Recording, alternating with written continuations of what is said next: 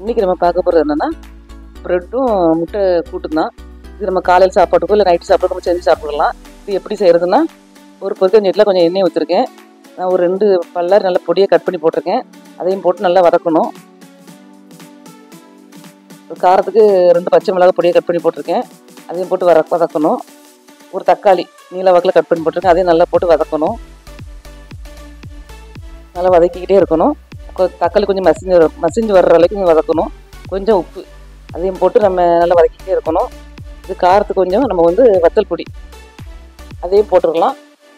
போட்டு நல்லா வதக்கணும். நல்லா வதக்கிக்கிட்டே இருக்கணும். ரொம்பவும் பொன்னிறமாக ஆகக்கூடாது. இப்படி தக்காளி நல்லா மசிஞ்சு வர்ற வரைக்கும் இந்த மாதிரி வதக்கினா போதும். இந்த ஸ்டேஜ் வரும்போது நான் ஒரு 3 முட்டை ஊற்றிருக்கேன். உங்களுக்கு எவ்வளோ வேணுமோ அதுக்காக நீங்கள் கூட்டி குறைச்சிக்கங்க. வெங்காயமோ எல்லாமே கூட்டி குறைச்சிக்கங்க. வேறு 3 முட்டையை போட்டு நல்லா வதக்கணும்னு வதக்கிட்டோம்னா நல்லா அது ஒரு முட்டை கூட்டு மாதிரி நல்லா ரெடி ஆயிரும். இது வைக்கிறது ரொம்ப ஈஸி.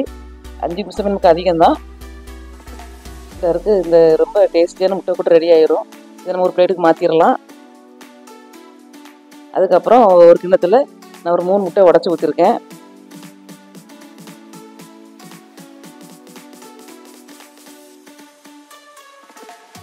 முட்டையை உடச்சி ஊற்றிட்டு அது கூட கொஞ்சம் உப்பும் கொஞ்சம் மிளகுத்தூளும் போட்டிருக்கேன்.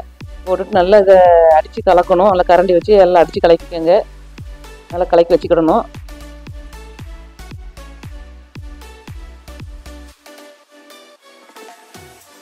இந்த மாதிரி கலக்கி வச்சுக்கிட்டு அதுக்கப்புறம் அந்த முட்டையில் பிரெட்டு எடுத்து முக்கி நான் அடுப்பில் தோசைக்கல்லை போட்டிருக்கேன்.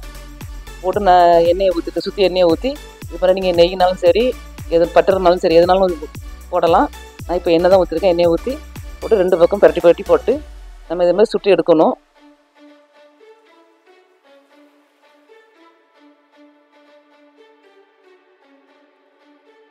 அவ்வளோதான் எடுத்தாச்சு. இந்த முட்டை கூட்டை வச்சு அந்த ப்ரெட்டையும் வச்சு நம்ம சாப்பிட்டோம்னா அவ்வளோ ஒரு டேஸ்ட்டாக இருக்கும். இது நம்ம காலை சாப்பாட்டுக்கோ இல்லை நைட்டு சாப்பாட்டுக்கோ ரெடி பண்ணிக்கலாம். குழந்தைகளுக்கு எப்பவும் டெய்லி செஞ்சு கொடுக்கலாம். குழந்தைங்க ரொம்ப விரும்பி சாப்பிடுவாங்க. இந்த மாதிரி செஞ்சு கொடுத்துட்டு எப்படி இருக்குன்னு சொல்லுங்கள். ஓகே.